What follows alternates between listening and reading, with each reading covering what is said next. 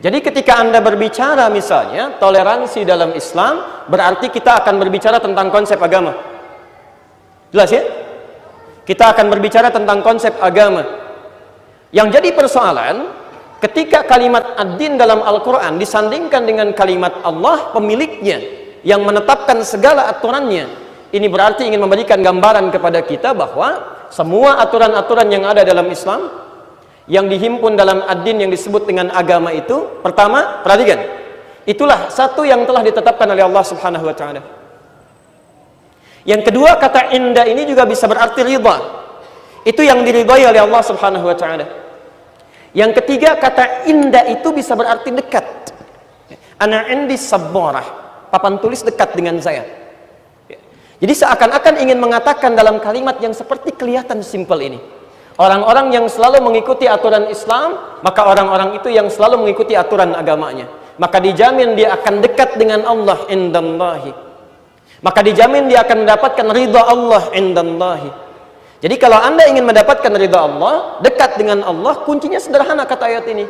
Ikuti aturan-aturan yang ada dalam agama yang disebutkan dengan nama Islam itu. Konsekuensi terbaliknya, jika ada orang yang keluar dari aturan agamanya, keluar dari aturan keislamannya, maka konsekuensinya ini, dia akan jauh dari Allah dan jauh dari ridha Allah Subhanahu wa Ta'ala. Jelas batasnya sampai sini? Awas, kita belum kembangkan. Jadi kalau nanti makna toleransi dijauhkan dari pengertian Islam dan Anda melakukan itu secara tidak langsung, Anda menjauhkan diri dari ridha Allah Subhanahu wa Ta'ala dan Anda menjauhkan diri dari kedekatan kepada Allah Subhanahu wa Ta'ala. Jadi kalau Anda menemukan orang-orang seperti itu, jangan dekat-dekat dengan orang itu, karena Allah saja tidak ridha dengan orang itu. Bagaimana bisa Anda ridha? Allah saja nggak mau dekat, masa Anda mau dekat-dekat? Allah nggak mau dekat, Anda membangun kedekatan, aneh Anda di situ. Jelas sampai sini?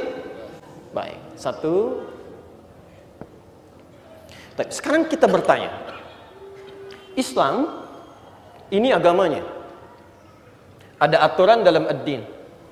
Ingat, sejak manusia pertama diturunkan ke muka bumi, agamanya tidak ada yang beda, sama semua. Siapa manusia pertama yang diturunkan ke bumi? Tahu dari mana? Oke, Quran surah kedua Al-Baqarah ayat 38, posisi paling kanan sebelah atas di pojok. Lihat kalimatnya, ya. Qul nahbitu minha jami'an. Turunlah kalian semua ke muka bumi, jalani hidup sekarang. Siapa yang dimaksud turun ke bumi ini? Dijelaskan di Al-Baqarah ayat 31, posisi paling kiri sebelah atas. Ya, lihat kalimatnya. Wa 'allama Adamal asma'a kullaha, dan kami ajarkan kepada Adam semua hal terkait dengan bekal-bekal kehidupannya.